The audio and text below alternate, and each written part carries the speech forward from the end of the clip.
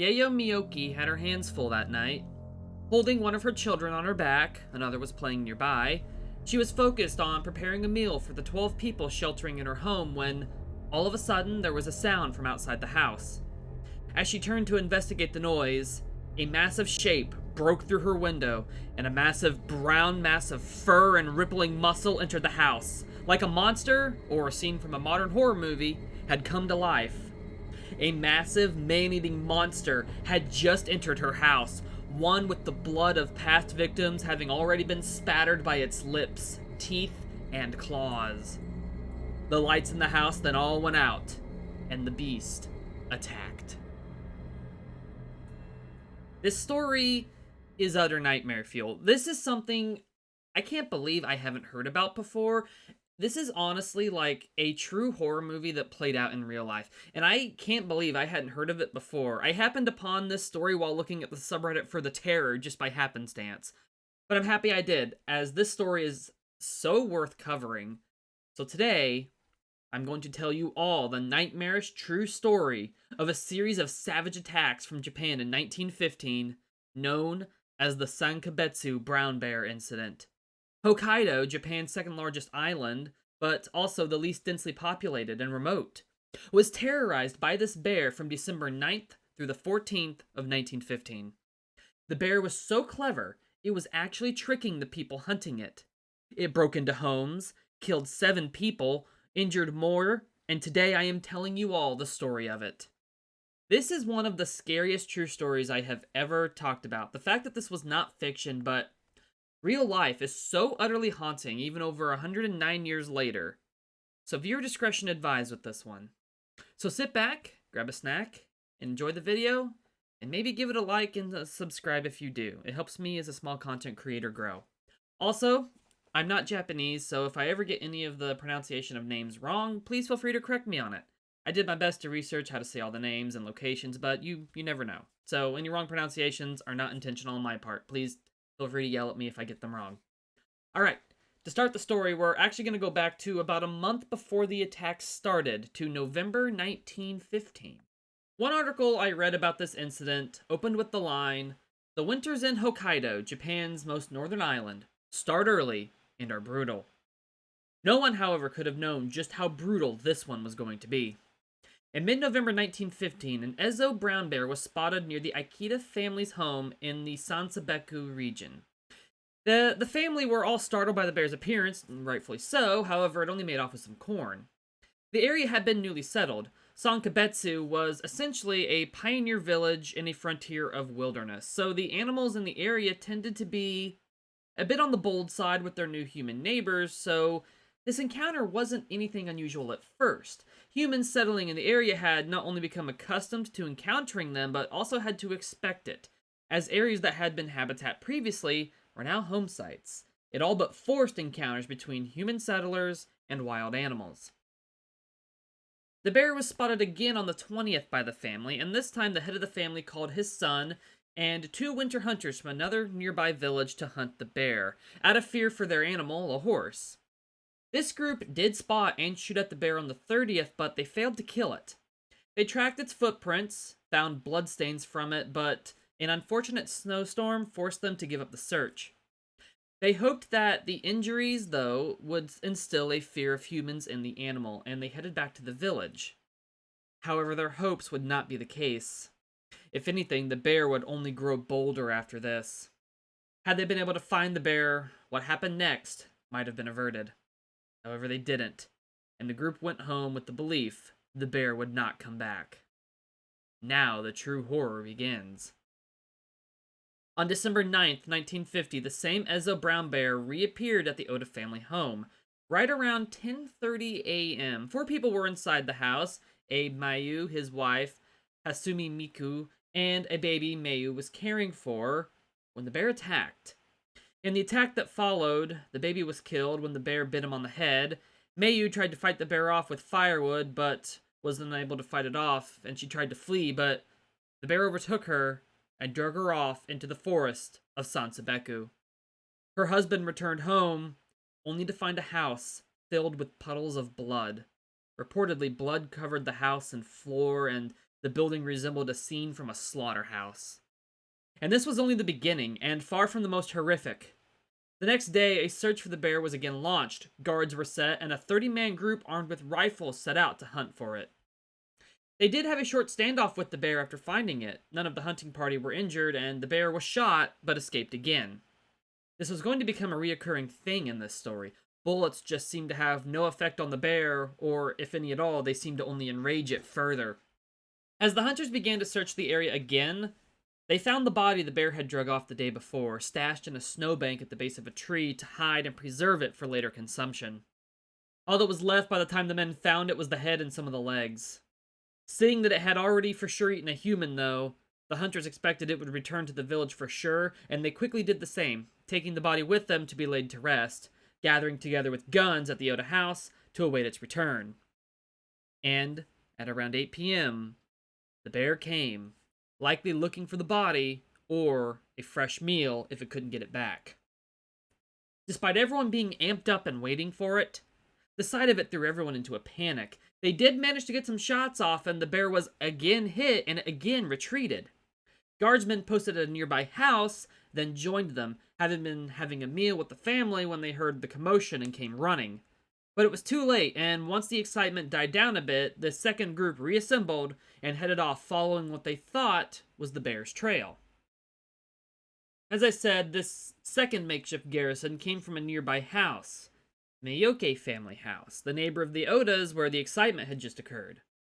The bear doubled back on all of them. While the guards were gone, it attacked again.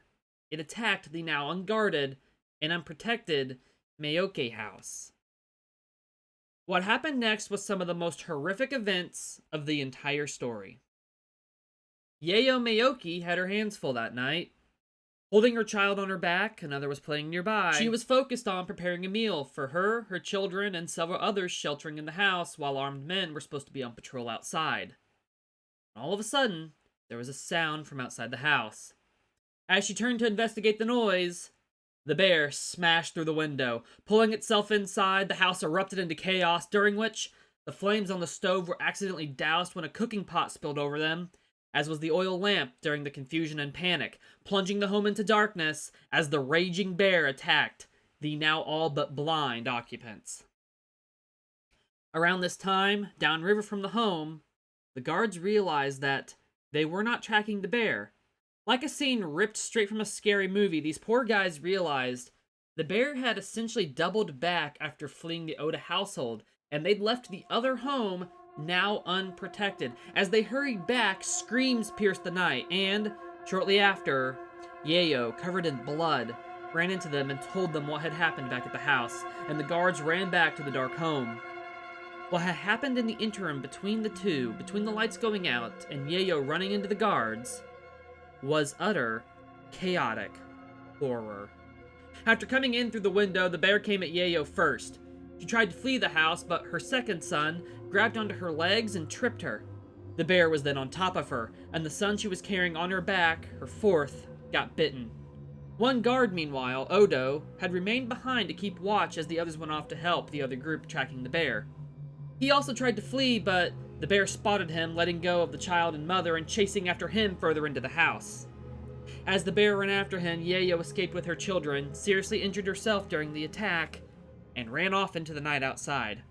Odo, meanwhile, tried to hide behind the furniture and keep it between him and the bear, but it got him in the back with its claws. He was badly mauled by the bear. Then the bear grabbed the third son of the Miyoki family, Kenzo, and killed him. 2 young boys were killed in the house that night, another was injured. The other one killed was the 4th son of the Saito family. Also in the house at this time, alongside his children, was the pregnant wife of Saito Ishiguro. They had all been sheltering in the home during the attack, and once the bear's attacks on the children were over, it turned its attention to the only other person still in the house. Then it attacked the pregnant mother. She reportedly tried to fight the bear, but was quickly overpowered. Villagers heard her screams and heard her pleading with the bear to only eat her head and not touch her pregnant belly and spare her unborn child. She pleaded with it, begged it to eat her arms, her legs, her head, but not touch her belly. Even as it began eating her, she was still pleading with it the entire time to spare her unborn child. Her husband would not find out what happened to his family until the following day. He had left the village to report the situation and try to get some help, but would not return until the next day. Around this time, the guardsmen returned to the house. Fearing survivors might still be inside it, they opted not to set the house on fire, but rather broke into two groups quickly. They went around to both sides of the house, and the ones on the back made a bunch of noise on the back wall and the back door to flush the bear out the front door. And it came out the front door as planned. Unfortunately, confusion suddenly broke out when it appeared. A gun, maybe a few misfired, and many other people couldn't get a shot off due to how tightly they had all bunched together, making the risk of someone getting hit in the group due to crossfire too great. Before they could sort their act out, the bear ran off, bolting out of the front door and into the night. Once it was gone, the group went inside the house with torches to see what had happened. They found the gory aftermath of the attack. For the rest of that night, many of the villagers sheltered in the school. The fear at the time was at an all-time height, and veterans of the Russo-Japanese War were the only ones who remained on guard outside. On to December 11th. This day passed in what had to be uneasy silence. I would imagine silence so thick you could have cut it with a knife. Everyone expected the bear to come back that night, so the group formed together again, Saito among them after his return, and they waited for it so they could kill it, but it did not come that night. In the village, some were starting to believe that the bear was no natural animal. Many began to believe it was some monster or a demon, and the unrest and fear was only growing. By December 12th, news of the bear attacks had reached Hokkaido's government office. Once they heard, a 6-man sniper team was organized under the leadership of the local police. The team of sharpshooters and police arrived in Sankebetsu that evening to assist those already hunting the bear. However, the bear again did not appear. After the bear did not appear for the second night in a row, rather than wait for it and put lives at prolonged risk, the choice that was made next was a hard one and widely condemned by the villagers, but ultimately was decided as the best option for luring the bear back in. The plan was to use the corpse of a victim for bait. The villagers, especially the families of those that had already lost loved ones to the attacks, hated this idea, but ultimately agreed to it. The hunters set up the body and waited inside the house. But the bear once again proved to be clever. Maybe it smelled the people waiting to ambush it, because accounts said it came, and it actually checked out the house, but it did not take the bait and returned to the forest, not appearing again that night, which must have been just an infuriating pattern for everyone at this point. No shots were fired this night. There were roughly 60 people hunting it at this point too, guarding the village and patrolling the forest, yet they hadn't had a chance to get a shot off on the bear for days. And if they had, it seemed to have just shrugged the bullets off every time it was hit. After sunrise on December 13th, it was discovered that the bear had not been idle that night, as it was first thought. It was discovered that the Oda house had been ransacked. Winter food stores had been eaten up, and possibly up to 8 homes were damaged, but still no sign of the bear could be seen. The animal had proved both lucky and clever in its ability to avoid being found, even going so far as being able to trick those trying to catch it. So the choice was then made to take 60 armed men into the mountains and hunt for it. Actually go to it instead of waiting for it to come back to them again. Cheers of the villagers sent them off as they went to take the fight to the bear. It was noted by the police captain that Kesagaki, the name of another man-eating bear that was believed by many to be the same bear carrying out these attacks, meaning the diagonal slash from the shoulder, referencing a white pattern from the back to the chest of the animal, a name given to it by one man who will become key to this story in due time, seemed to have extended its territory further downstream. So they built an ice bridge as a kill zone, essentially, and arranged guards and the sniper team there to wait for it. That night, one of the snipers saw a shadow in the trees on the opposite shore. When the police commander, Suga, called out and received no answer, he ordered the snipers to fire. The shadow of Kesagaki vanished back into the forest, an all too familiar and infuriating pattern at this point, though Suga swore he heard a response from the bear once it was shot at. After sunrise the next morning, they crossed the bridge and found a bear print and blood in the snow. Realizing Kesagaki had been wounded again, the team opted to chase it down that day before another snowstorm could bury the tracks. And here comes the man who gave this bear its name, a almost legendary bear hunter named Yamamoto. Yamamoto, as well as a guide, set out on its trail immediately. Yamamoto opted for a small team over a larger one due to the ability to move faster than with a larger team. Yamamoto, who was the one who was originally certain the bear was a known individual named Kesagaki after he first saw the houses after the December 10th attack, had originally refused to help hunt the bear, having pawned his gun for a bottle essentially, but like an actual hero rising from the ashes, he now agreed to hunt the bear and take up a gun again. Believing more than ever this bear was indeed Kesagaki, who, as I said, had killed before, mauling 3 women in the past, Yamamoto, who was familiar with Kesagaki and his behavior, swiftly followed his trail, and, with his guide's help, they found him. The bear was resting in the snow near a Japanese oak tree when they approached it. Creeping in close, to only 20 meters away, Yamamoto opened fire. He hit the animal in the heart and the head, and it finally died after a 5-day span of terror. Yamamoto had taken up the gun again, and he had done it. The hunt was over. Here is the actual tree the bear was resting underneath when they found and killed it, ending the horrific events. 7 people in total died from the Sankebetsu Brown Bear attacks, and you could add 3 more people to that total if you wanted to include Kasagaki's earlier victims. The bear left such fear in the area that it wouldn't be properly resettled until 1990. The attacks today are known as the worst animal attacks in Japanese history, and it's easy to tell why. There were several moments, especially on the December 10th accounts, where I had genuine terror the first time I read these stories. Real life can be scarier than fiction sometimes. The attacks on December 10th were some of the most terrifying real animal attack details I have ever read. Real life can be much scarier than any story any author could ever come up with sometimes. You know, this isn't, I've said this sounds like a horror story at times, or a moment straight out of a horror movie.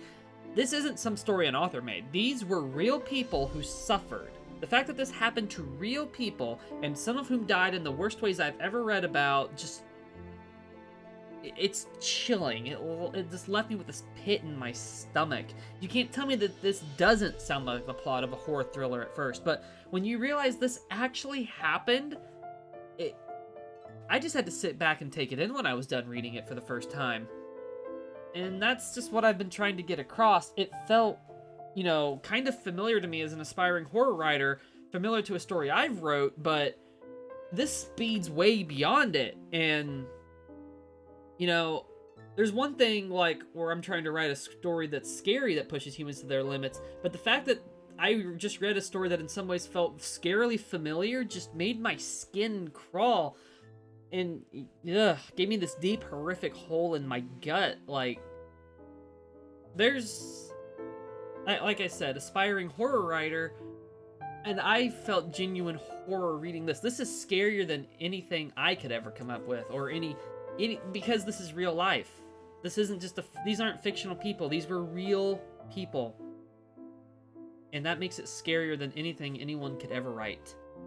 And I'm just fascinated but floored with this story. All the props to the brave men who tried to fight it for days, and to the brave duo who ultimately chased it down and ended that nightmare. I'm honestly surprised that this hasn't gotten, like, the full Ghost in the Darkness treatment, the story of the lion attacks. I mean, there was a movie called, I think, Yellow Fangs, made in 1990 in Japan, but it's pretty obscure. I honestly think that this story should be faithfully brought to wider attention. Not embellished, because the true events are horrific enough, but brought to a wider attention as it happened. It's a story that deserves it, in my opinion. So right after the bear was killed, a massive multi-day rainstorm reportedly hit the area. People called it the Brown Bear Storm, probably only further cementing the idea to some that it was no ordinary bear, and instead some supernatural monster and it's honestly like the ending of It, when Derry is destroyed by a huge storm after it is killed.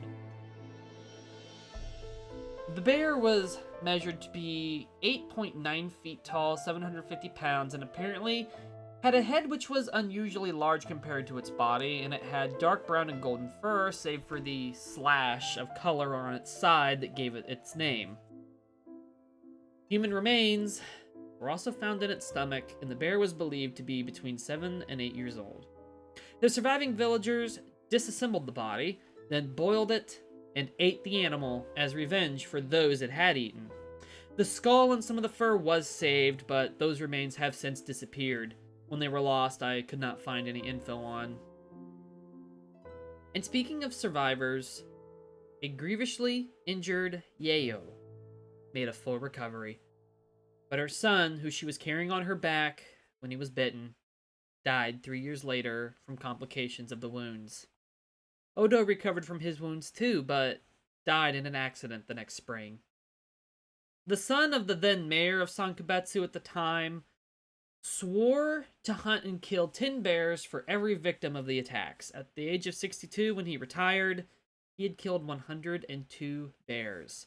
Then he raised a shrine where people could pray for the villagers who were killed in the attacks over 60 years before by that time. On screen now is an image taken of the Mayoke family, taken only a month before the attack. Yayo is sitting in the middle. The youngest child she was carrying on her back during the attack on the 10th is on her lap.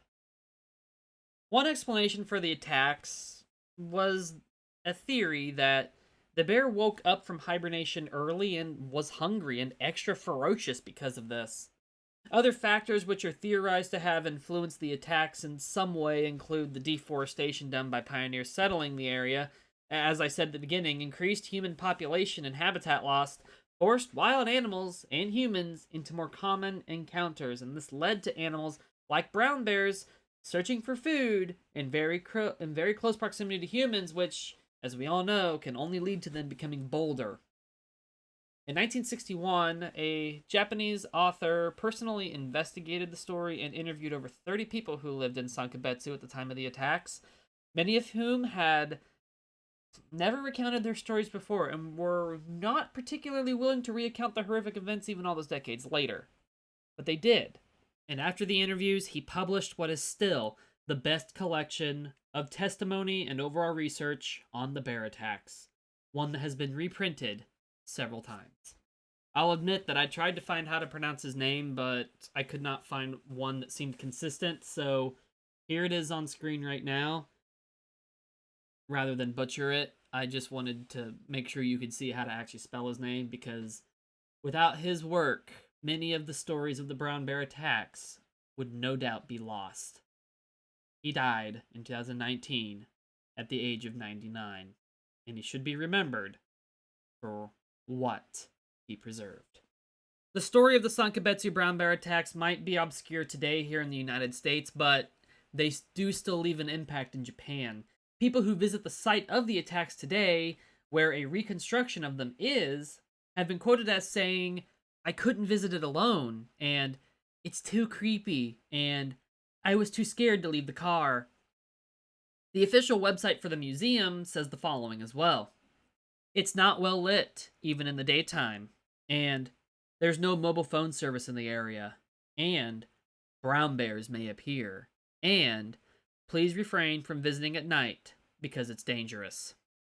The museum's reconstruction includes a faithful, true-to-life, life-sized reconstruction of the houses and of the scene of the bear coming in through the window. This museum helped keeps the story alive in a very memorable and lifelike way. People can actually go there and see it and visualize what things might have looked like in a more personal way than just hearing about me talking about it here could ever do. Aside from that, there is also the movie I mentioned, there's a radio play, a manga comic, and more retellings of the story as well. It may be an obscure story here in the US, but it is not forgotten in Japan. Bear attacks also do still happen in the region. On screen is an image of two bears in the same exact region that the attacks happened. They still roam the area, and humans and bears still come into contact.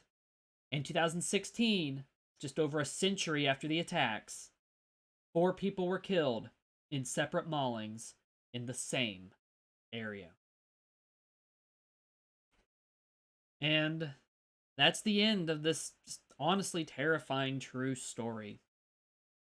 What is there to say? This was just terrifying to read about. The survivors of it were left traumatized, and as I said, these events scared a lot of people away for years. Again, decades later, many people didn't even want to talk about it whenever they were interviewed for the book. And some of the details of the attacks, the bear tricking people, the December 10th attacks as a whole, were just some of the scariest things I have ever talked about on this channel. They really were, and they probably always will be. If you enjoyed this video, please give it a like, as it tells me you did, that you want to see more like it, and it also helps me as a small content creator grow. If you want to see more stories like this, tell me. There's unfortunately no shortage of them. Here's a couple on screen now.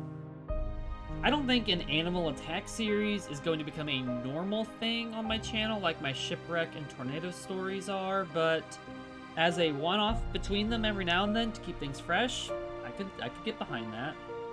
Yeah, but I'm always up to talk about whatever I find interesting and whatever any of you find interesting. I take video suggestions. I talk about all kinds of things, obscure to well-known, so just let me know. And if there's anything out there that you want to see me talk about, leave a comment. I read them all. For now, though, thank you so much for watching. Let's chat in the comments. And have a good one, everyone.